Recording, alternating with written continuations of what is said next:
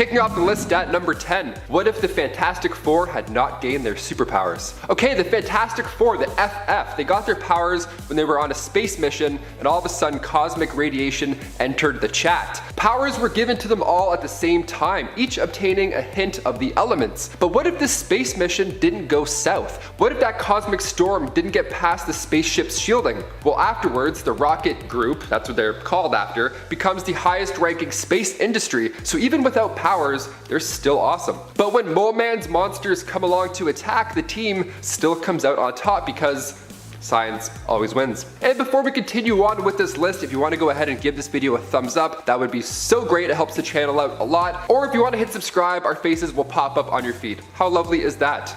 Number 9.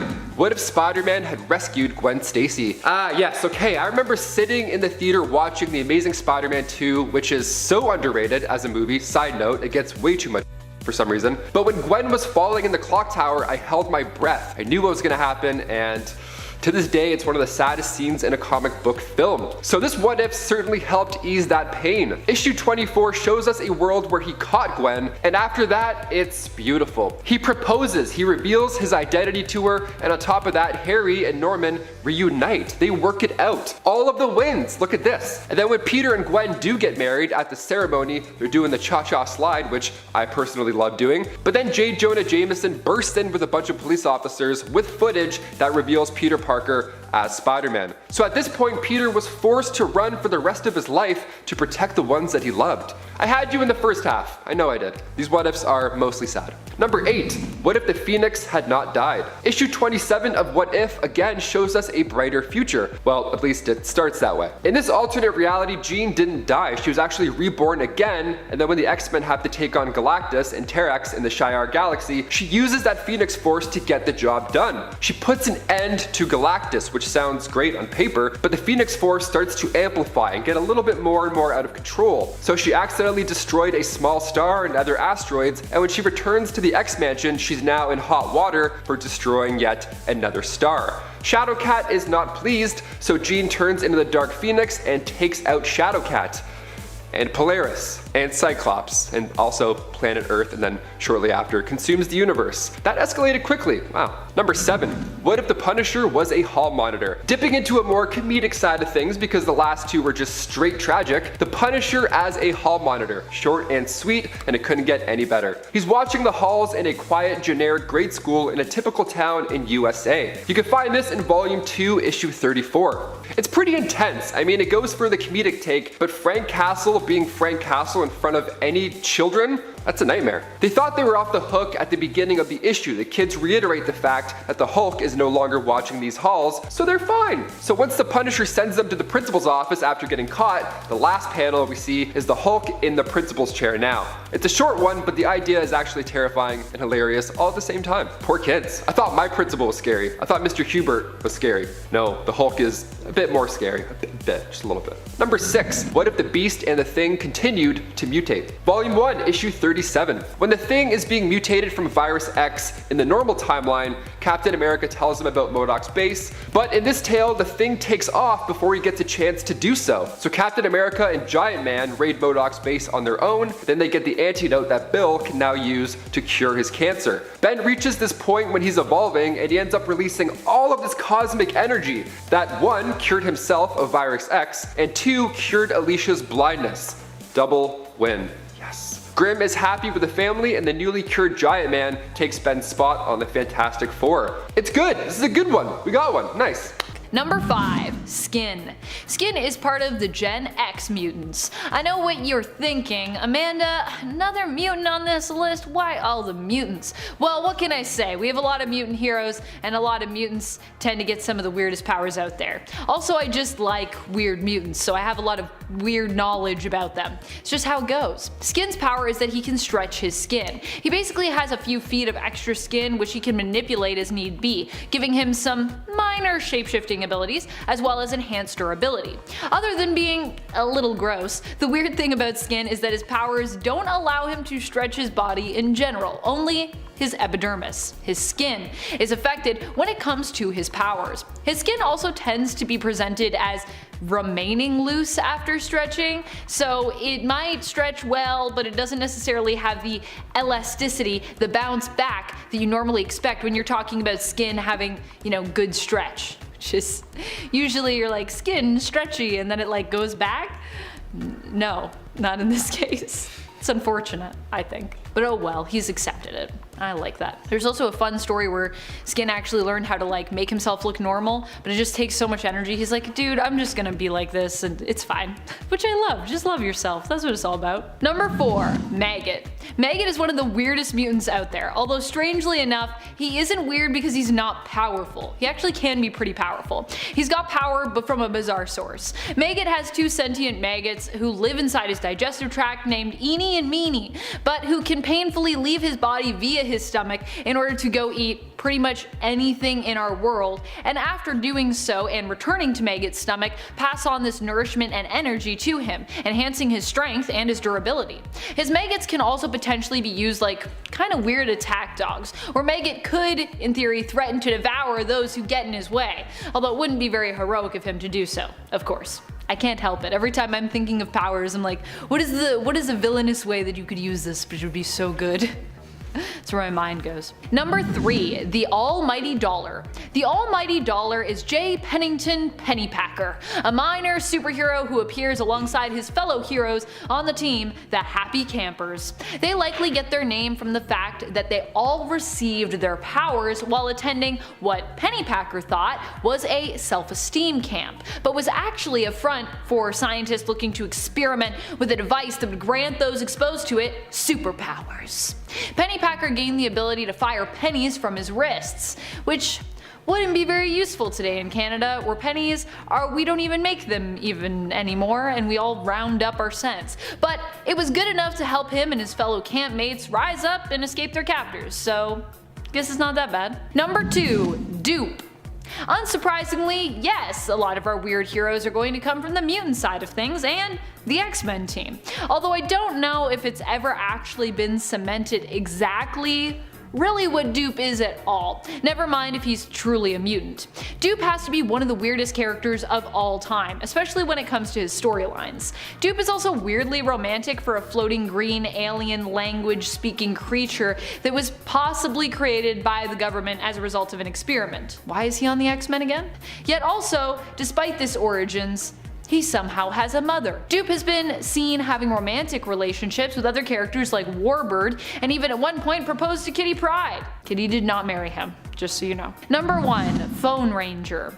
The Phone Ranger is about as weird as he sounds. Armed with alien space tech that can tap into any communication technology, A.G. Bell, the phone repairman, decided to become a superhero. While he may be a ridiculous looking product of the 1980s, Phone Ranger actually also comes equipped with a bunch of communications technology, which also allows him to utilize and integrate with any other comms tech that he comes across. Basically, he's like a spokesperson for phone tapping, trying to make the whole idea of it seem more heroic. Needless to say, Phone Ranger has only been featured in a few issues of Marvel Comics overall, and hasn't been seen since the first superhero Civil War, and I don't think we'll be seeing him anytime soon. But maybe, I don't know. Who wants to write a Phone Ranger series out there? Any writers interested in that? Number 10, Master Jonathan Storm. Master Jonathan Storm was a member of the Four from the Fantastic, who would become Count Otto von Doom's arch-nemesis as well as his prisoners. He and the rest of the Four from the Fantastic would eventually end up escaping from Doom's clutches and resuming their adventures. Master Jonathan Storm, like the rest of the team, had received his powers while on a sea voyage after their ship had passed through a mysterious light. This light, it turns out, was actually part of the anomaly. Jonathan, like his 616 counterpart, can engulf his body in flame. Doom had to keep him directly underneath a constant waterfall just in order to smother his powers enough to keep him contained. Number 9, Enrique. Enrique is the 1602 version of Magneto, and he is overwhelmingly powerful because He not only gets to keep the powers of Magneto from 616, but he also holds an important position with the Church as their Grand Inquisitor. In the world of Earth 311, mutants are actually believed to be the devil's work and are referred to as witch breed. It was Enrique's job to hunt them down and wipe them out, but being a witch breed himself, and his children Wanda and Petros also being witch breed as well, meant that he did his best to help these 1602 mutants, executing only those whose mutations could not be hidden and were generally more physical mutations. Anyone he felt he could help, he recruited to his own brotherhood in an attempt to protect them. Well, in our world, Magneto is more a villain or perhaps an anti-hero. In 1602, the Grand Inquisitor seems about as heroic as he could be given his position. So I think we can count him a hero here. And friends, before we move on to this next spot, if you are loving this list and you want to go to more alternate worlds, please be sure to let us know by giving this video a thumbs up. Number 8, Sir Nicholas Fury. Sir Nicholas Fury was a soldier who attained glory on the battlefield and was noticed for his service to the country and the crown by the Queen herself. She knighted Fury and also made him the head of her own secret network or service of spies. Nicholas Fury would recruit other heroes to his cause, and while he might not have any superpowers to speak of in this reality, he is a key player in many major storylines and battles of good versus evil in the world of 1602. He would go on to work for King James after the death of Queen Elizabeth, and later go rogue when he felt that his own beliefs for how to best keep the country and its citizens safe no longer aligned with his king's. He also kind of began to question whether or not he even cared really about saving the world, which, fair enough. Number 7, King James. King James I of England was more of a villain, I suppose, in terms of the narrative, but it is implied that he is also possibly known by a heroic name back on the Earth of 616. In 1602 Witch Hunter Angela issue number 1, it appears that King James is none other than a version of James Howlett. If this is true, it could be that his persecution of the witch breed was simply something he did in response to his own origins and hatred of his own abilities and of himself. But it's also unclear if this is the same King James. King James, in terms of his larger role in the world, took over as a ruler after the assassination of Queen Elizabeth. He was the driving force behind the Inquisition that sought to purge all witch breed from the country. King James was shown in 1602 Witch Hunter Angela to have powers similar to Wolverine of Earth 616. King James, as he appeared in Marvel 1602, was known for being the ruler of not just England but also of Scotland, and was making progress towards conquering and ruling Ireland as well. And if you're thinking, but wait a minute, King James in the 1602 reality was not very heroic. Yes, you're right, but the version of him that is kind of combined with Wolverine, Wolverine's a hero, and so by extension, that's why he's on the list. Does that make sense? I think that makes sense. Number 6, Virginia Dare. Virginia Dare is a unique character to come out of 1602, or she was intended to be unique anyways. Some have compared her powers to that of Canadian Marvel superhero Snowbird, but Neil Gaiman and Andy Kubert, who created Virginia Dare, intended for her to be an original character in the sense that she was not made to be a mirror or counterpart to any 616 superhero that already existed. Virginia Dare's powers allow her to shapeshift into any creature, including animals and even mythological beasts. She was the first child born in the Roanoke colony, which in the reality of Earth 311 never mysteriously disappeared in the 1580s. Virginia received her powers from coming into contact with the rift that brought Captain America into the 1602 reality, and she was also friends with his 311 counterpart known as Rojaz. Number 5, SpiderHam. This next one is quite weird, but now it's actually quite popular since John Mulaney voiced this weird alternate Spider-Man on the big screen. So this Earth 8311 version of the web slinger is of course named Peter Porker. And he made his first debut in Marvel Tales, like Tales, starring Peter Porker, the Spectacular Spider-Ham 1, back in November 1983. So we have Peter Porker, the pig, photographer, crime fighter, all that jazz that we love. Sweet. And the villain in this issue is actually none other than Dr. Doom. And he's actually too cute. You can't help but think he's a cutie. I know Dr. Doom's like a bad guy, but it's Dr. Doom. You look at him, you're like, oh, you can do what you want, fine. Take over the world, rule everything, I don't care. Now, the best feature of SpiderHam is that he of course has the quips and powers to go along with it, but he also has what's called Spider Nonsense, which is this ability that allows him to be more cartoon-like the more danger that he's in, which makes for a good time, both on screen and on the page. Number 4, Lockjaw. Making his first appearance in Fantastic Four issue 45, Lockjaw is a giant dog with antennae growing out of his head. So Congratulations, you've made the list already. He's part of the Inhumans. He's actually the loyal pet of the Inhumans. So he was born from an experiment. He's actually one of 5 in a litter that was meant to have powers. Only he was the only one with powers. The other 4 were born just normal. So he teleported the other 4 pups to safety at different locations, and then he reappeared to make it look like he was the only one born. The Avengers have a helicarrier, and the Inhumans have a giant teleportation dog. Number 3, Gib. Making his first appearance in Runaways Volume 5, Issue 13, Gib was the last of the Gibram left on Earth, and he's of course a member of the Runaways. The seed of the Gibram discovered the Runaways and were going to demand that they honor their parents' promise. The seed of the Gibram discovered the Runaways and were going to demand that they honor their parents' promise, which was to inherit the Earth, empowered by the billions of sacrificed souls. Okay. Thankfully, the Runaways prevented that from happening, and they trapped the Gibram in limbo. So Gib was tasked to stay with the Runaways and guard them for about a week or so. So during this time with the Runaways, Gib started to like the new company. He saw their kindness and compassion, and then when Rim and Bo returned, Gib tried to convince them to forego the Right of Thunder. See, Gib's got our backs. All the while, Gert was preparing to send them 999 years into the future. So the Runaways welcomed Gib with open arms, and they even helped him find an alternate meal plan, rather than feasting on sacrificed souls and all. Have you heard of Subway? I don't know, just a suggestion. His appearance is pretty weird and fun, and his powers include enhanced strength and shapeshifting. Yeah, Gib matches the appearance of the people surrounding him, and apparently his true form would cause your eyes to bleed. So if you're gonna play Marco Polo with Gib, don't peek, because your eyes will not hurt from the chlorine, but they'll also be disintegrated, apparently. So if you're playing Marco Polo with Gib, don't peek, or the chlorine won't be the only thing hurting your eyes after. Number 2, Beta Ray Bill. This dude is coming to the MCU. I mean, we think. It's been teased numerous times now, but who exactly is Beta Ray Bill? The Marvel Comics universe is home to the Corbinites, and amongst them is the powerful Beta Ray Bill. Making his first appearance back in 1983 in Thor issue 337, this version of Thor is recognized widely by his hammer, in that it's actually Stormbreaker, which we finally see in Infinity War for the first time. So Beta Ray Bill was actually the first character to lift Mjolnir besides Thor or Odin. He's a pretty big deal. Odin actually made Thor and Beta Ray Bill fight, and after Beta Ray Bill won, he refused to kill Thor, questioning Odin and the rules of the hammer in the meantime. Okay, cool. He's a cool guy. He breaks his system, okay? He then asked if he can use his hammer later on in life, after he's gained wisdom and all that nice stuff.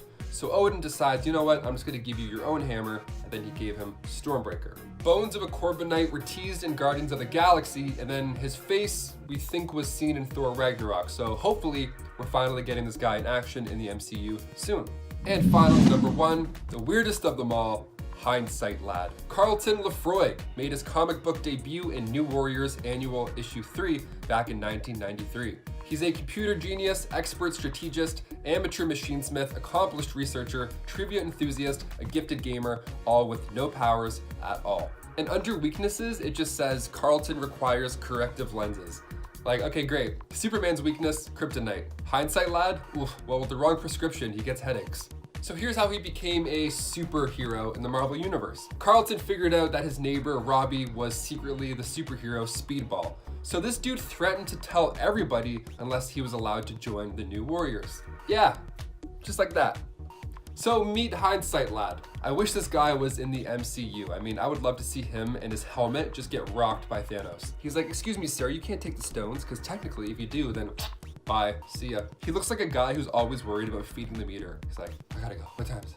Number 10, Toad. While Toad might not be known for being super powerful strength-wise or even power-wise in comparison to some other characters in the 1602 universe, he does hold power and information. Toad was the one who managed to put the Grand Inquisitor Enrique, aka Earth 311's Magneto, in jeopardy and almost got him burnt at the stake. Of course, the Inquisitor did manage to escape, and despite Toad's betrayal, even took the Brotherhood member along with him because he didn't really know what else to do with him. Of course, Toad probably wouldn't have dared to betray Enrique Enrique's confidence in most cases. But when his life was threatened by the Pope, he proved how dangerous he could be in regards to the secrets that he had guarded. Number 9. Natasha Romanova. In this reality, Natasha was a spy who ended up betraying Matthew Murdoch on the behalf of Count Otto von Doom, whom she took as a lover. Natasha remained loyal to Doom even after he was disfigured, but when she questioned his plan to use this flying machine to voyage to the end of the world, he made quick work of her and tossed her overboard, where she presumably plummeted to her death. Although Natasha died fairly easily and was just a human, she was still quite an adept spy. Her biggest mistake was probably just aligning herself with Doom in the first place and thinking that it would ever be wise to question him or freely speak her mind, even when he was the one asking her to. And friends, before we move on to this next spot, if you are loving this list and you want more lists like it, you want to learn more about 1602, please be sure to let us know by giving this video a thumbs up. I want to tell you more about 1602, so do that thing. Number 8. Lizard. The Lizard is the Earth 311 counterpart of the villain with the same name from Earth 616. He was once the philosopher Curtis Connors, who ended up contracting the bubonic plague. Connors attempted to cure himself with a concoction made in part out of dinosaur eggs. Kind of an interesting ingredient to be like, maybe this will fix it, but hey. Despite curing him, the cure he'd made also caused him to transform into a giant raptor. Oh yeah, did I also mention that there are dinosaurs in the reality of 1602? Because, yeah, there be dinosaurs here. Probably meant to exist as a version of the Savage Lands of Earth 616. Connor still had his mind after this transformation, but appearing as a monster, allied himself with another who had suffered a similar transformation, Baron Victor Octavius. Lizard was sent after the Spider, and while attempting to capture him, killed the assassin Bullseye, who was attempting to kill the Spider for his own master. Number 7. Medusa. Medusa in this reality is not a hero, but is known as a villain. She was a member of the Four who are frightful, as she kind of was in the main continuity as well for a time. Medusa, instead of being an inhuman, was simply a Gorgon who turned men to stone with her gaze. She was the paramour of Wizard, her fellow teammate. However, she accidentally turned him to stone when her veil was torn off by him by accident. I feel like being in a relationship with a Gorgon would be challenging for this very reason, because you'd have to be really careful about not looking into their face or catching their gaze. And that's of course what the protective veil was for, but in the end, having it obviously did not save the wizard, so you can wear a protective veil, but sometimes it might accidentally get ripped away. Number 6. Baron Victor Octavius. I love this alternate for Doc Ock. I seriously love it. It's so cool, it looks cool, it's unique. Baron Victor Octavius, like Curtis Connors, also suffered from the bubonic plague. In an attempt to cure himself, he created a concoction using octopi blood, also a strange ingredient, but I digress, which also ended up working but slowly transformed him into a hybrid octopus-like creature. Because the transformation from man to octopus was happening gradually, Octavius hoped to revert the process and find a cure. When he learned of the Spider, he set out to have him captured, as he figured he might be the cure, or more, the cure might be in his blood.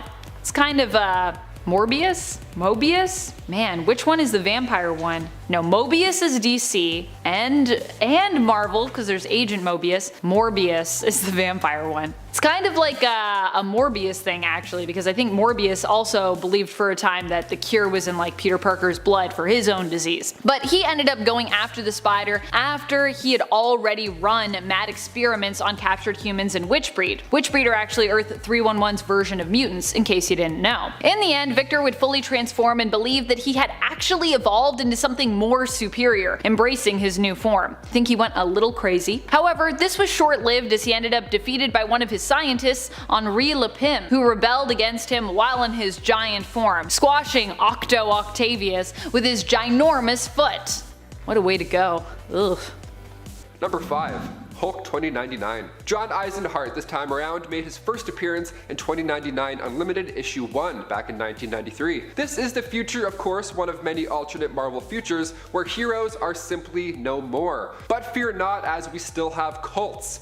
Thank God, you gotta have those cults. One cult called the Knights of Banner was piquing the interest of Eisenhart, but at this point, he was this LA movie studio guy and he wanted to make a movie about these knights or this Hulk cult or whatever. They're pretty much us in the future. They worship the Hulk, they have meetings, they talk about him, they probably create top 10 lists, I don't know. But when they turned down the money and said beat it, Eisenhart wasn't happy. So he tricked one of the young members, Gawain, into spilling the beans about the cult and how they're performing illegal gamma experiments. Gawain is actually a reference to Sir Gawain and the Green Knight, an Arthurian story that combined the beheading game and the exchange of winnings. And that's exactly what happened here. John reported this cult and its new secrets, and the police raided and killed everybody, all but Gawain. So John tried to fix what he'd caused, but it was far too late. After a gamma bomb went off, he was turned into the 2099 Hulk. Consumed now with guilt as well, he vowed to protect the young knight, and when Draco killed Gawain, spoilers, he figured he would just defend the people from future threats. Number 4.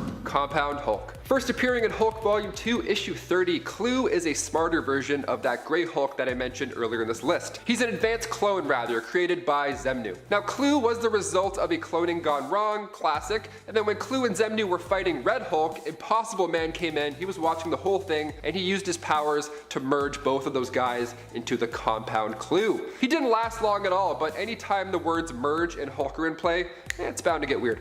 Number 3. Venom Hulk. Venom Hulk is as terrifying as you think. It all goes down in What If Issue 4. It shows us what would happen if the alien costume had possessed Spider-Man. So if the Fantastic Four hadn't have been able to separate Peter and the suit initially. It's a fun little alternative. It gets pretty ugly quickly, and the other Avengers are called upon to try and stop Peter from causing more irreversible damage. Doctor Strange is hurling spells at him for hours, still it's no use. And you'd think when the Hulk came along, he could just, huck Peter into a few walls until he calms down. But he arrives, and the symbiote sees his power, and he's like, that looks pretty good, I want that, give me. And then when it comes into contact with the Hulk, this nightmare is born. When Thor comes in to hopefully try and end this disaster of a situation, he too is consumed by the symbiote. I really hope we get to see some sort of evil version of the Hulk in this What If Disney show. I mean, Venom Hulk would be amazing. I would love to see this issue on TV. Might be a little long shot, but maybe Grey Hulk perhaps, I don't know. Some sort of evil Hulk is coming, I feel it. Number 2. Lizard Hulk. Still green this time around, just a little more wet and scaly. He comes from Earth 19919. Robert Banner, of course, has a similar origin as the Hulk that we're now familiar with, only he was infected by the Spider Virus in Spider Island Issue 1. So a little more this time around. Now he's got extra arms and he's even more powerful. Just what you want. The Spider Queen at this point is standing tall over Manhattan, with the residents of New York City turning into spiders, which I gotta say, worst thing I've ever heard. I feel itchy just reading that. And as for our heroes, it's probably best if they switch to a different animal's DNA to avoid the whole mind control Spider Queen awful situation. So Captain America gets a hairy upgrade, and the Hulk gets paired with some lizard DNA, resulting in a weird but exciting storyline. Major Godzilla vibes over here. And finally, number 1, you guessed it, Old Man Logan. Remember that time that the Hulk was a landlord and had Hulklings with his cousin Jen Walters? Let's talk about it. Old Man Logan is an absolute masterpiece, first of all. Created by Mark Miller and Steve McNiven, we get to see a dark future where supervillains have taken over the United States. Bruce Banner ended up taking over California from Abomination and appropriately named it Hulkland. An atomic bomb over California changed Bruce up, he charged him, and now he wasn't this quirky scientist that you know and love. Now he's kind of a dick. Hulk Gang is also a treat. We have in total Bobby Joe, Charlie, Otis, Rufus, Bo, Elrod, Eustace, and of course Woody. Good old Woody Banner, what a gem. They come knocking on your door when you don't pay rent. Yeah, and you thought your landlord sucked. Think again. They're honestly evil, like they're literally evil. They killed Logan's family because they felt like it. They were bored. They whip around in style with the Fantastic Car, and then when Logan returned from his road trip with Hawkeye, well, he was a little upset to say the least. The only survivor once Logan was done with them was Billy Bob Banner. Number 10. Captain Neymar. In this reality, Neymar is the captain of the submarine vessel known as Dorma, which is usually disguised as a fishing trawler. He is the ally to Tony Stark's Iron Man in this reality and helps the adventurer Tony Stark during his quest to find the hidden underwater city of Atlantis. Neymar ends up losing his ship during this adventure and later saves Tony Stark's life because of this, claiming that Stark owes him a ship, which, yeah, is fair and also a good reason to save his life. Captain Neymar doesn't have any superpowers to speak of, but still keeps his pointed ears in this reality, and this is because Neymar actually sliced his own ears and the ears of his crew to help him identify them, making their ears resemble shark fins. I mean, ouch, but hey, it does look cool. Number 9. Angel. Thomas Holloway was the hero known as Angel. He and his twin brother Robert grew up at Welfare Pen, where their father was a prison guard. As such, he learned much from the inmates at Welfare Pen about the criminal underworld as he grew up. After the corrupt system resulted in the death of their teacher, Sean Cassidy, and later their father, who took his own life, Thomas was taken in by a well-off family who raised him. He and his brother Robert worked together, aiming to make the world a better place, becoming both investigators and vigilantes. Thomas Holloway was given the nickname Angel when he was a kid for saving one of the prisoners at Welfare Pen from the electric chair. He would later adopt this name as his superhero mantle. Angel didn't actually possess any superpowers per se, but he was a skilled acrobat, fighter, and detective. And in the Noirverse, that's all you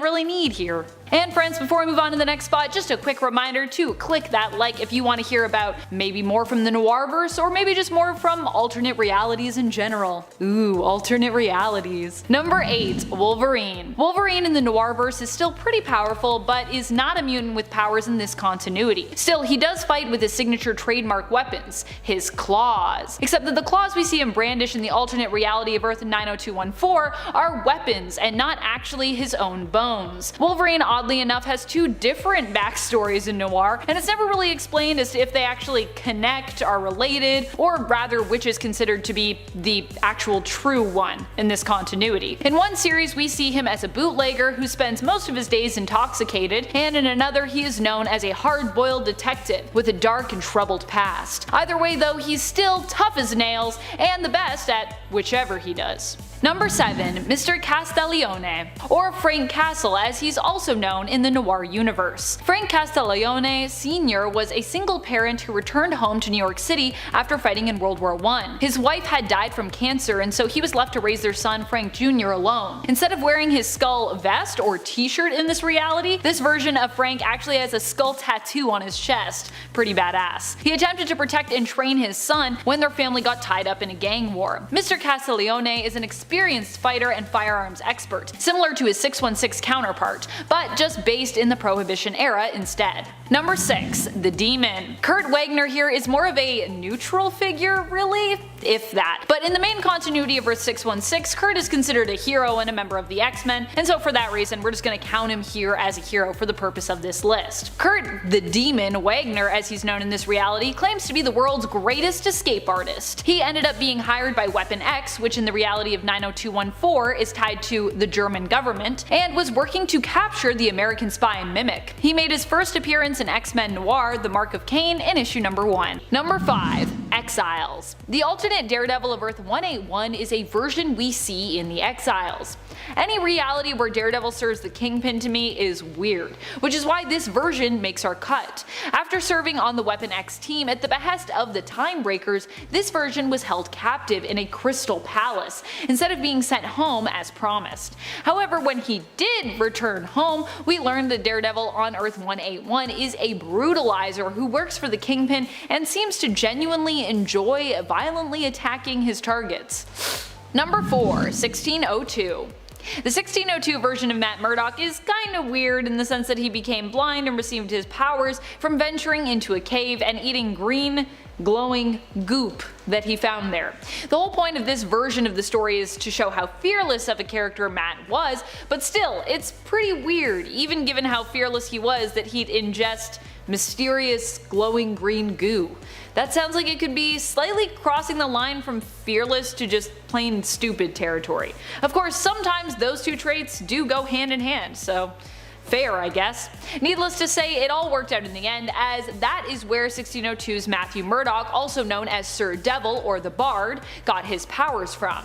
Oh yes, instead of living in his civilian life as a lawyer, Matthew here poses as a blind balladeer, a singer, but in secret operates as an expensive adventurer for hire or a bodyguard. Number 3. Kingpin. Never mind a reality where Daredevil works for Kingpin, how about a reality where Matt Murdock never becomes Daredevil and instead becomes a deadly assassin working for the Hand who eventually rises in their ranks and seeking more power works for Kingpin, eventually taking the title for himself as he builds his own crime syndicate. That is exactly what happens on Earth 65, where Matt Murdock is more criminal than anything. He started out down the path of a hero, but after Stick, who took him under his wing, was killed, he fell into the hands, or hand really, of the Hand.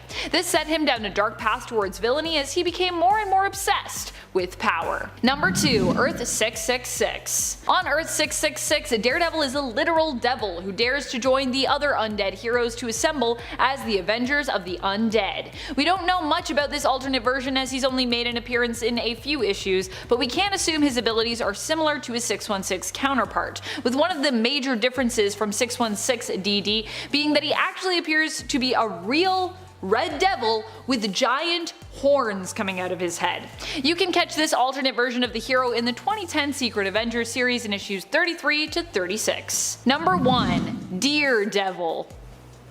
He's a deer devil. Daredevil was only briefly mentioned by Peter Porker and hails from his reality of Earth 25. What's so strange about this alternate version of Matt? You guessed it, he's a deer, hence the name Daredevil. Daredevil's civilian name here is actually also different from the 616 counterpart, and it is Bat Burdock, and he made his first appearance in the SpiderHam 25th anniversary special from June of 2010.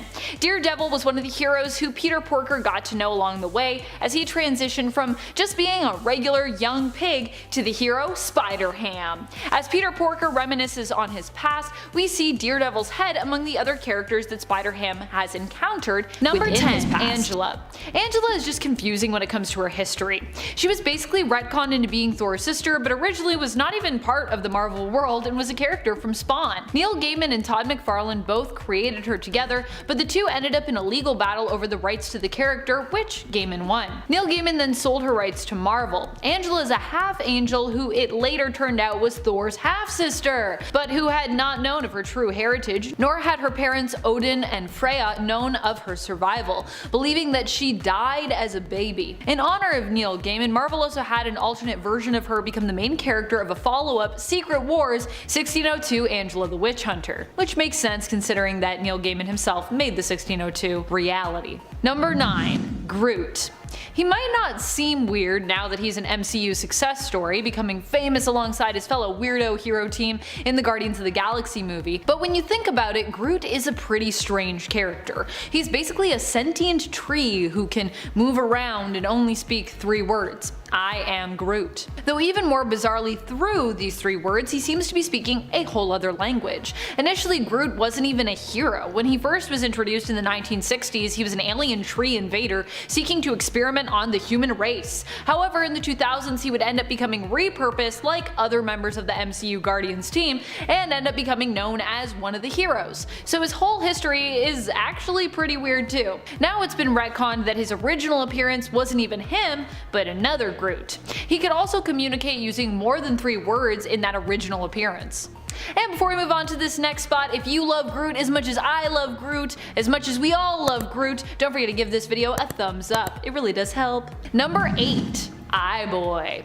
He's got a higher level perception cause he's covered in eyeballs. It's Eye-Boy. Eye-Boy might seem like a strange mutant and hero, but I cannot deny that I downright love him. Even though, yeah, he's kind of a weird one to look at and to have thought up, I guess. Eye-Boy has since been revealed to have more than just enhanced vision though. He can see things that others can't, basically seeing through to other planes at times, and also seeing and understanding the world around him on an atomic or microscopic level due to his inhuman level of sight. It's a pretty specific power, but it actually can be super useful given the right circumstance. Number 7. Doorman. For some of the weirdest heroes, we can look to the Great Lakes Avengers, who are in general known for being a much more wacky and often eccentric team of heroes whose powers are oddly specific in a way that usually doesn't seem on the surface to be all too useful. Doorman got a power upgrade after his death, but before that his powers weren't really that extraordinary, at least not in how they were presented initially. Also, he was struck with the bizarre name of Doorman, so that probably could have been better. Doorman was so named named because he could use his powers to act as a doorway for people, allowing them to pass through solid barriers. This, however, is actually because of Doorman's connection to the Dark Dimension, which he uses to allow people to pass through him, effectively teleporting them through barriers via the Dark Force. His attachment to the Dark Force also gave him a slew of other useful abilities similar to magic or Kitty Pryde. So actually, although Doorman sounds weird, he's actually pretty cool. Number 6. Frogman. Frogman is Eugene Patillo, who set out to redeem his father's name and repurpose his villainous persona, Leapfrog, into something heroic. Instead of being Leapfrog, Eugene then became Frogman. The suit he wears contains electrically powered spring coils which allow him to leap higher than average heights, though not anything crazy, no leaping tall buildings in a single bound or anything like that. Frogman had to team up with the pretty reluctant Spider-Man and in the end even managed to stop a villain, albeit accidentally. This bolstered his confidence and he has since tried to pursue a life as a heroic vigilante, though many of his successes have less to do with any skills and really more to do with luck. Number 5. What if the Avengers had never been? Now, with all of these multiverse stories beginning in the MCU, it feels like the Avengers have never been further apart. It's exciting, but also a little concerning. This What If was actually the first What If issue with a major death, just 3 issues in. They're going for it. So we start off with the Hulk, and instead of smashing and hitting, he's dashing and quitting. He wants nothing to do with the team. So Rick Jones is sent to look for the Green Goliath, but he ends up being held hostage, where Tony Stark has to now come to the rescue. Now they make it back to the mansion, but Neymar and Hulk want more. They challenge Earth's mightiest to the fight for their lives. Now Iron Man makes suits for Hank, Jan, and Rick, but they can't control the suits. It's too much for them, so they stay in retirement. So Stark powers up his own suit to the max, and then some more, so it's a lot of power going on, almost unobtainable. But then when the rest of the team finally do show up to the battle in Stark's other suits, Hank takes a hard hit. So Tony has to then transfer his suit's energy, that fat energy, in order to keep Hank alive. So even in this What If, Tony still throws his life down for others. How sweet. Number 4.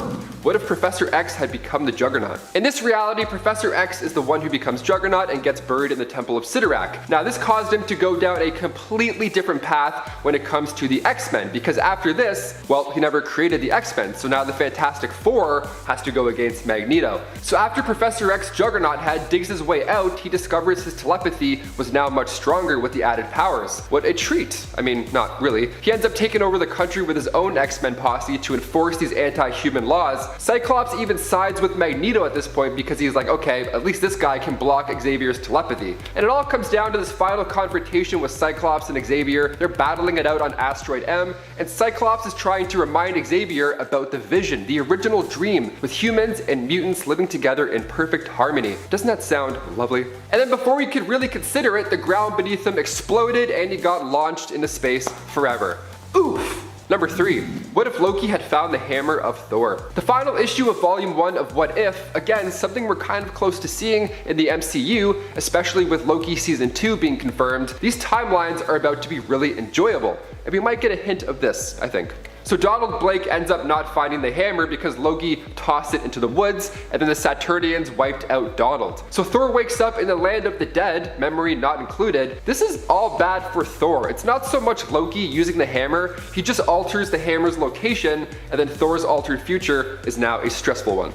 Number 2. What if Spider-Man joined the Fantastic Four? Okay, with John Watts directing the newest Spider-Man trilogy for the MCU and the upcoming MCU Fantastic Four reboot, this next What If might not seem that impossible. The first ever issue of What If finds Pete with a number 5 on his chest. The Fantastic Five has a ring to it. I kind of love the idea already. So Pete was low on cash, so he figured, you know what, I'm gonna break into the Baxter building and straight up force an audition for Marvel's First Family. So Sue recruits Peter and the team is formidable. They're great, they're solid. They're so good that Sue doesn't even feel like there's a need for her on the team anymore.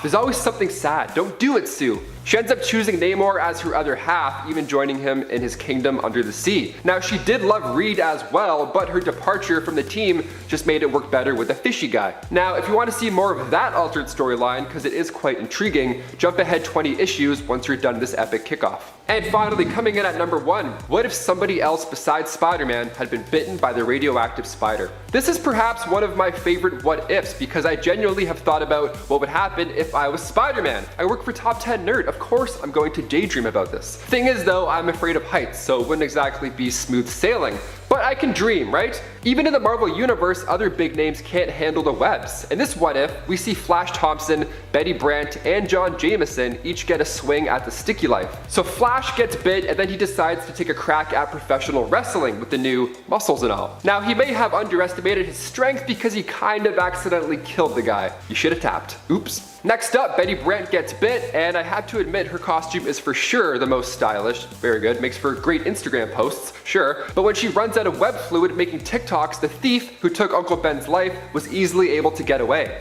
She was like... And finally, we see John Jameson's turn, and he goes out like a hero. He tries to stop a space shuttle from crashing, and it's a lot harder than it looks. If you're not Pete, just don't even try, honestly. All right, we've got to start the list off with Father Time. And yes, I said Father Time.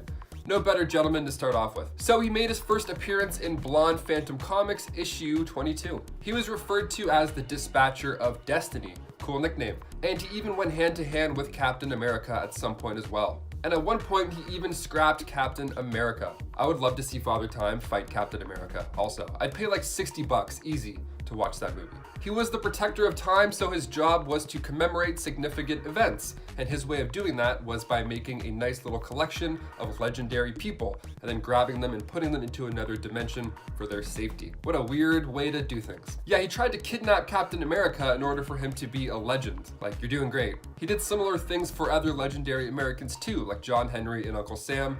And of course, Father Time is immortal. And before we go on to some other wacky characters you may not have known about, if you guys could go ahead and give us a thumbs up on our channel because it really helps us out quite a bit. You guys are the best. Thank you so much for watching and supporting. Now back to this weird list. Number 9, Howard the Duck. He was there in the final battle against Thanos in Avengers Endgame in a blink and you'll miss it cameo. But who is this guy? Like, for real. He's on Earth now, we gotta ask some questions. Is he in the MCU? Is he gonna stay? What's going on? He was actually the first ever live-action Marvel hero when his first solo adventure came out back in 1986 with Michael J. Fox. He made his first named appearance in Man-Thing issue 1. He was hatched on Duckworld, obviously, and it resembles Earth quite a bit, except for the whole, ducks who speak English part. That's the minor difference. He lived in New Stork, again, obviously, and he was the son of Ronald and Henrietta. And as a kid, he knew he was smart, but these bullies kept getting involved and they kept pushing him down. Damn bullies. Then Thog, the Nether Spawn, used his magic and caused the interdimensional cosmic axis to shift. And then he was sent to our world in the middle of Florida, of all places.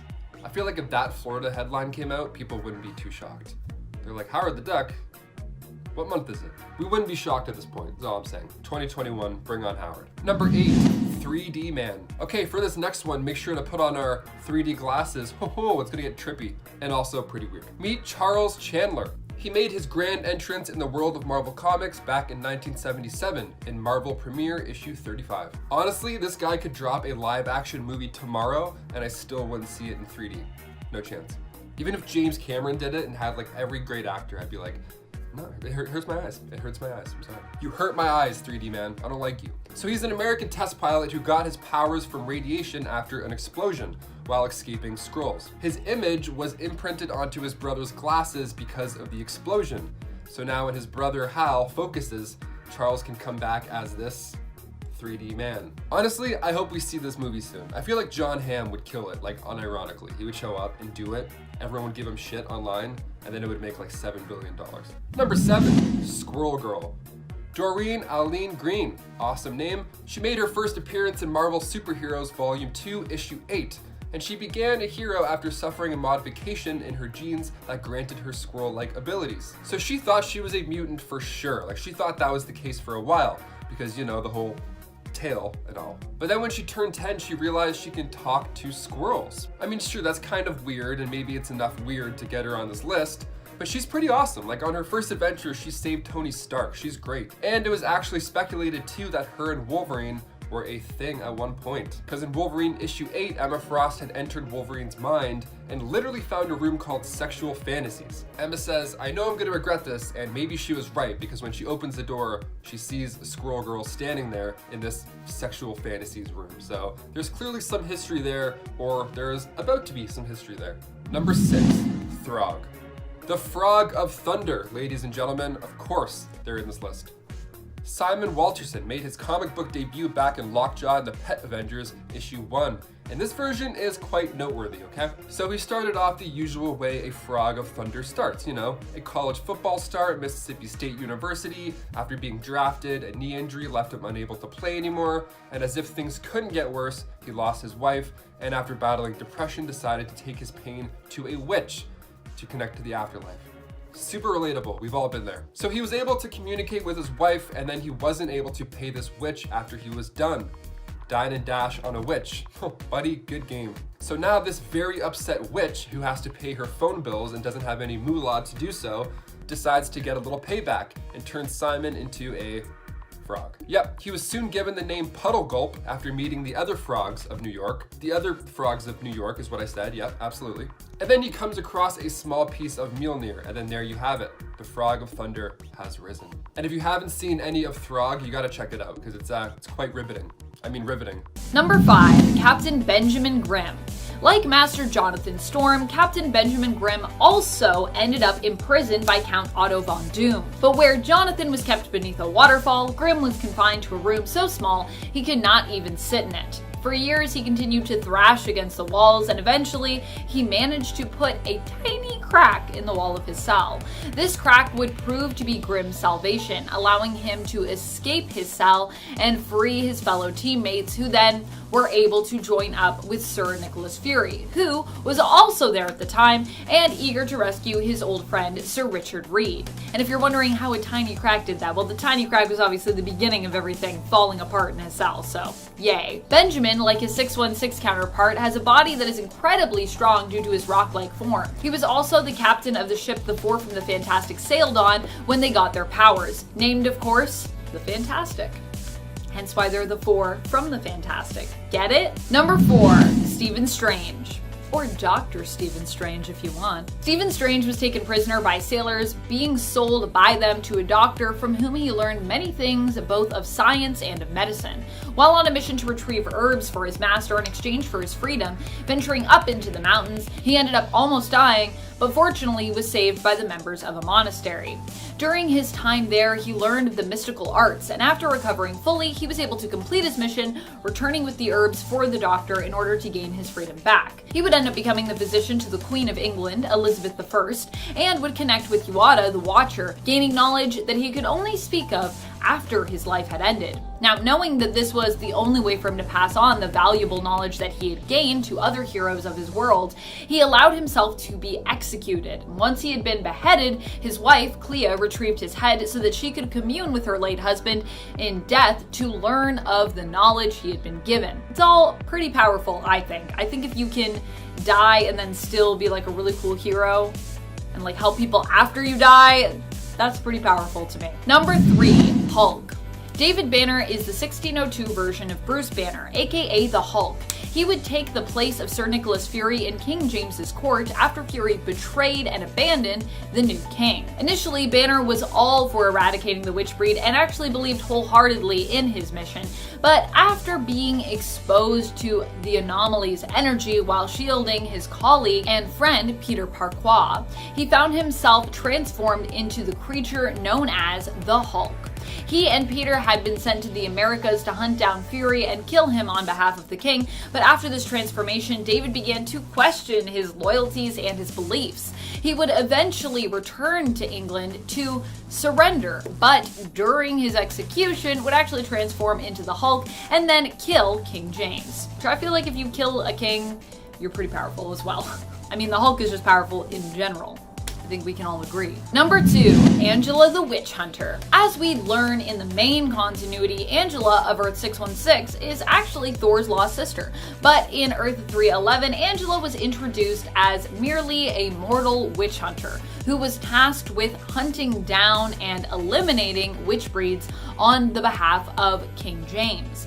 Later on, during Secret Wars, we would come to know her as a witch hunter who instead hunted demons. At least they seem like demons to me, referred to here as Faustians. Often these were characters we knew from 616, but then twisted into something evil in the style of the 1602 reality. So, having 311 counterparts like Captain James Buchanan. Angela traveled around with her lover and her companion Sarah, working to eliminate these Faustians in order to protect communities all over England from their villainous ways. She is immensely powerful in the end, becoming sort of a combination of her own 616 self and Enchantress after defeating Amora in this reality, but also becoming cursed with her power as a result. But even if you're cursed with power, you're powerful. Number 1, Thor of the Thunders.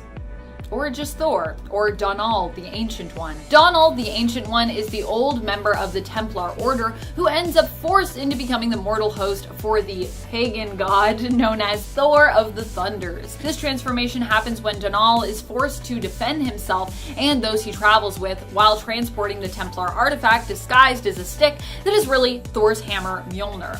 Thor is obviously one of the most powerful superhero characters in Marvel Comics, and he remains so even in this alternate world belonging to the 1602 universe of Earth 311. Kicking off the list at number 10, Grey Hulk. One of the more badass versions of the Hulk was also the earliest. See, originally Stan Lee wanted the Hulk to be grey, but ink problems made him green. The Incredible Hulk made his first smashing appearance in 1962 when a teenager Rick Jones was about to be caught up in a gamma bomb test. Scientist Bruce Banner ran out and threw him to safety, but in doing so he himself was caught in said explosion, and in turn he was irradiated with radioactive particles, becoming the Grey Hulk. Our green guy, the main 616 Hulk, is referred to as the Savage Hulk, and Grey Hulk is said to be weaker. They made him an entirely different version in the comics to help explain the color change. They were both fighting to control Bruce. Things get spicy during Peter David's run when we meet Joe Fixit, this mobster Grey Hulk working at a casino.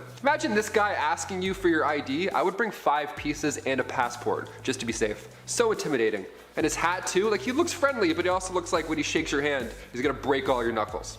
Number 9, Skulk. Coming to life in Doctor Strange Fate issue 1 back in 1996, Marvel's Bruce Banner combined with DC's Solomon Grundy. How fun. Another grey version, but a little more out there this time around. Solomon appeared right before Bruce Banner was caught in that gamma bomb explosion, so now the two ended up fusing together, creating Skulk. Skulk was taught by Doctor Strange Fate that in order to remain in human form, you need the assistance of magic. Black Widow's palm dances will not work in this universe, my friend. So Banner was like, alright, I'll work for you, just make sure I don't become that awful pale monster. Deal? Deal. Great, awesome. Skulk's last comic was in Lobo the Duck issue 1 just a year later. He died in the destruction caused by the Gold Kidney Lady. Yes, you heard me correctly. And before we list off some other fun versions of the Hulk, if you want to Skulk smash that like button, that would be lovely. Those clicks really do help us out a lot here. You all rock. Now let's keep this list going. Number 8, Peter Parker. Looking now to the 2006 bullet point storyline, if you haven't already guessed from the title, this one's a superhero swap. We love those. Now this is a life where Uncle Ben, well, still died, but he died a lot earlier, so unfortunately he wasn't around to mentor Peter. Give him the whole with great power comes great responsibility rundown. So now Peter's stealing Jeeps, he's blasting Green Day and flipping off the elderly, just the complete opposite guy that we know and love. During the Jeep joyride, it ran out of gas, so Sneaky Pete went off to look for some more to help fill up. Now while he was searching, that's when he just happened to stumble across that gamma bomb test, and he didn't realize that he had this Hulk side to him until later on that night. His friends got in trouble, so they blamed Peter, and that's when he got really angry, and then he turned into the Hulk for the first time. It was nuts. Aunt May straight up had a heart attack. More than fair. After this point, retired Steve Rogers came back, suited up as Iron Man, and then began hunting him down. This universe is crazy. Peter Hulk killed Steve Rogers, and he didn't go down until Galactus arrived on Earth. Not a bad run. Number 7, Ultimate Hulk. This version of Bruce is quite troubled. He was taught to just stay out of his parents' way growing up, and he also hated himself pretty much. He wanted to be ripped like Captain America, he didn't like his noodle arms. It was a rough go for him in the Ultimate Universe. So when Nick Fury got together the brightest minds to recreate the Super Soldier Serum, Envious Banner was on that team. He did figure it out, or so he thought, but he kept the info to himself. He didn't want any other scientist getting credit. But he took it a little bit too far when he also decided to keep the human testing process to himself as well. He injected himself and became Ultimate Hulk. The first time he changed, he injured Mary and Richard Parker, but down the road he injected himself again, but this time he mixed Super Soldier Serum with Hulk Serum, and then he turned to gray, and his first plan of attack was, of course, as you would think, to fight Freddie Prinze Jr. Yeah. Number 6. Infernal Hulk. First appearing in Deadpool Annual 1, this version picks up after Bruce Banner became the Sorcerer Supreme, and his first trick was to separate the Hulk from himself and just banish him as far away as possible. And what better place to throw him than the pits of hell? While in the land down under, Hulk became Infernal Hulk. A little more scary looking than Joe Fix-It, just a little bit. So when our 616 banner arrived to this universe with Spider-Man, Infernal Hulk traded places in hell with the other Bruce's Hulk persona. So now that Infernal Hulk is free and he's going back after Banner. He's pissed. So Deadpool, Spidey, and Supreme Banner, they all figured, okay, let's just reverse this banishing spell, and then as soon as Banner shows back up, we break his neck. Alright, go team, let's do it. Number 5. Master Osborne. While Norman Osborn in this reality more hunted for powers than possessed them, he still had his sharp wit and his conniving ways, which granted him more power than you might think in the 1602 reality of Earth 311. Osborn initially allied himself with King James in an attempt to try and discover First Nations people's source of power. Fortunately, he would not find it, but this would not stop him from trying time and time again. Even when it seemed as though Master Osborn had been defeated, he would find a way to rebuild his reputation or escape punishment, and come back usually even more determined to secure what he believed the First Nations folks of the Americas were hiding. He was the one who killed Virginia Dare and would go on to unsurprisingly become the nemesis of Spider-Man, aka the Spider as he was known in this reality. Number 4. Emperor Numor. While Neymar is generally given anti-hero or even hero status on Earth 616, also he's definitely played the role of villain as well in the reality of 616 before, so there's that. In the 1602 reality, Neymar is Emperor Numor, the ruler of the city of the gods, known as Bensalem, that exists beyond the edge of the world. He plotted to steal away both Sue Storm and Jonathan Storm of the Four from the Fantastic to serve as both his and his cousin Rita's consorts. However, his plan to do so failed and he ended up being double-crossed by his co-conspirator Count Doom, which is usually how it goes for Neymar in 616. The death of Neymar also caused the destruction of Bensalem, which was tied to his lifeblood. Numor not only possesses the abilities, strength, and durability of his 616 counterpart, but he also of course rules the powerful and mysterious Bensalem on Earth 311, which itself is advanced and holds a lot of power. Number 3. Purple Man. While Kilgrave is not really a villain within the alternate reality of Earth 311, he is the one that actually created this alternate universe. He hails from the alternate reality of Earth 460, where he became the president for life. Captain America of Earth 460, however, refused to accept Purple Man's presidency, continuing the fight for democracy, and in so doing had himself thrown back into the past by Purple Man. Purple Man didn't want any reason for people to basically rally around Captain America's cause, and decided the best way to get rid of him and destroy any rebellion would be to place Captain America into the past, as opposed to killing him in that present day and likely making him a martyr for others to rally around. In so doing, Purple Man actually created the reality of Earth 311, and Marvel heroes and villains surfaced years before they were meant to, appearing in 1602 on Earth instead of later in the 1940s and beyond. Number 2. Count Otto von Doom. Doom is always powerful, no matter what reality we're talking about, though in the 1602 universe he is also powerfully good at messing things up. Case in point, he ends up hunting for a powerful artifact that he intends to steal from the Knights Templar. When he manages to kidnap the old man Donnell and the artifact, he ends up being bamboozled into believing the artifact is a golden sphere, when in reality this item is actually a bomb, not the artifact. Doom attempts to use the artifact, only to discover it is a bomb when it blows up right in front of him, leaving him disfigured. Seeking a cure, he ventures to a city at the end of the world, the home of Neymar, or Emperor Numor here, known as Bensalem, and in attempting to conquer this city, ends up destroying it instead. Oops. Number 1. Enchantress, aka the Faustian Queen, or the Fairy Queen. Enchantress used Kip Marlowe's play Dr. Faustus to make citizens believe in demons, and seek them out to make deals with them, i.e. her. When they did such, Enchantress would appear before them as whatever they expected to see or desired to see, and would make bargains with said people. After making a deal with her, however, the unsuspecting victim would also be left with a little piece of her inside them, which would cause them to transform into a demon-like creature known as a Faustian. Angela the Witch Hunter and her love Sarah ended up hunting down these Faustians, and as such were made to do battle with Enchantress. Despite her great power, Angela was able to defeat Enchantress, but in so doing became cursed with said power, and herself became the new Faustian Queen. Number 10. Secret Agent Matt. What if Daredevil never became Daredevil at all, but instead Matt Murdock became an agent of S.H.I.E.L.D.? That's the story told in this What If issue we get from Volume 1 of the series in issue 28. Here we get to see an alternate reality where Daredevil never even became Daredevil. Tony Stark happened to be the one responsible for the accident that blinded young Matt, as it was his truck filled with toxic chemicals that was driving through the city when Matt had his fateful accident. When he learned of what happened, he decided to turn over Matt to S.H.I.E.L.D., hoping that they could help him. Nick Fury saw great potential in Matt Murdock and trained him to become a secret agent for S.H.I.E.L.D. Matt goes on a mission to rescue his dad, who is kidnapped by Hydra, and in the end joins up with the S.H.I.E.L.D. team. Number 9. House of M.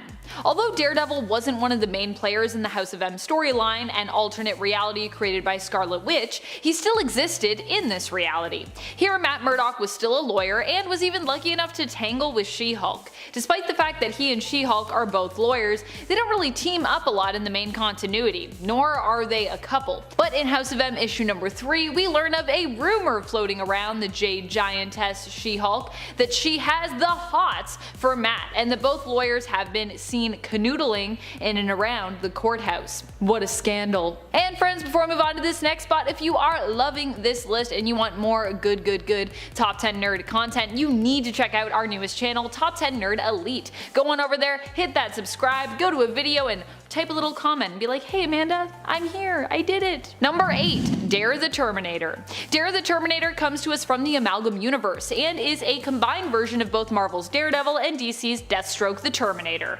A strange but cool fact about Dare is that she's a woman, despite the fact that both the characters that were amalgamated together to create her in this universe are male. Dare, however, also received her name from the fact that she is a fearless Daredevil who few dare to challenge. She had horns surgically grafted onto her head by enemy the Big Question, aka Enigma Fisk, and she is also missing an eye. Kinda got like, of course she's an Amalgam character, so she's got a little bit of both things going on there. Number 7. Daredevil 2099. This alternate version of Matt Murdock's character comes to us from one of the 2099 universes. Sam Fisk in the future is the heir to the Kingpin legacy, but finds himself struggling with guilt surrounding that legacy. To counterbalance all the bad his grandfather has wrought, Samuel Fisk decides to become the new Daredevil in the future, becoming our Daredevil 2099 over 2992. Kind of weird to think that in the great Marvel multiverse, there is a reality where it is Wilson Fisk's ancestor and not Matt's that becomes the new Daredevil. But this weird fact is also what makes Samuel Fisk so interesting as DD as well. Number 6. Belasco.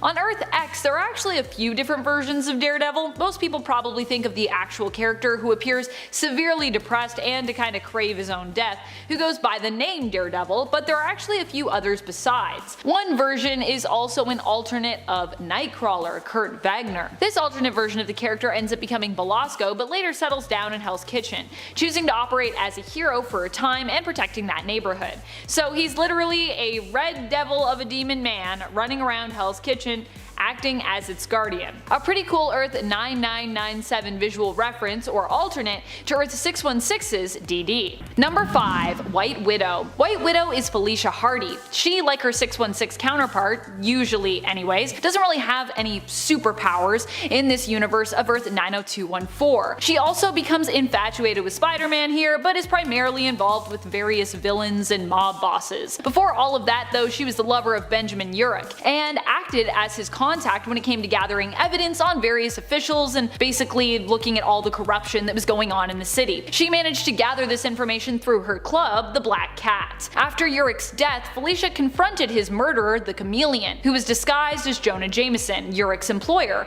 and shot him to death. I love how much of like a fatale she is in this. It's so cool. Number 4. Daredevil. I actually really like this alternate version of Daredevil. Like, I like him a lot. He has powers very similar to his Earth 616 counterpart, and like his main continuity version, is also blind. But what I really love about him is his backstory. He became blind after attempting to defend his father, a boxer, who was attacked in front of him and killed for not throwing a fight. Young Matt attempted to defend his father, and as a result got his head smashed into a wall, causing him to become permanently blind. Daredevil here also gets his alias from his profession began as a stage performer, where he is known for his amazing stunts, hence his name. While he isn't a lawyer here, he does assist his friend Foggy Nelson, who in this reality is a detective. Everybody's a detective in the Noirverse. I love it. Number 3. Punisher. Punisher Noir, as he's known, is Frank Castiglione Jr., the son of Frank Castiglione Sr. His whole vengeance mission is actually about avenging his dad's death as opposed to his children and wife. Caught up in a gang war after refusing to pay the Schultz's protection money, Frank Sr. was attacked and Frank Jr. decided to take up arms and get revenge for his father's death. Frank Sr. had taught his son well, preparing him for what he knew would be the war to come as a result of their choice to not pay that protection money. As such, the Punisher here is very similar to his 616 counterpart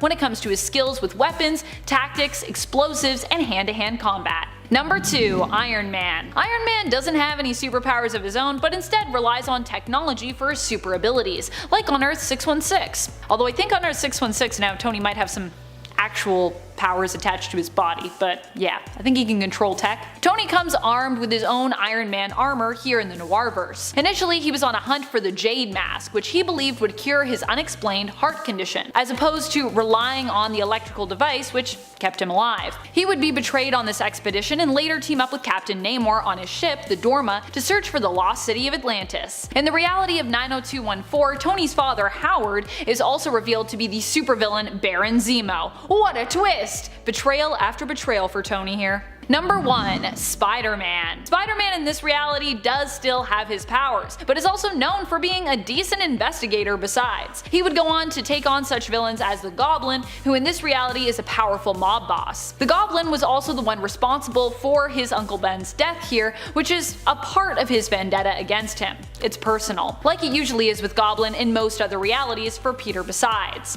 Spider-Man actually has the most villains probably of anyone in the Noirverse, but I guess that's because most of the Noirverse, like, he's the draw for it. It's very Spider-Man focused for a lot of the stuff we see. This version of Peter is also capable of producing organic webbing and is willing to fight with firearms.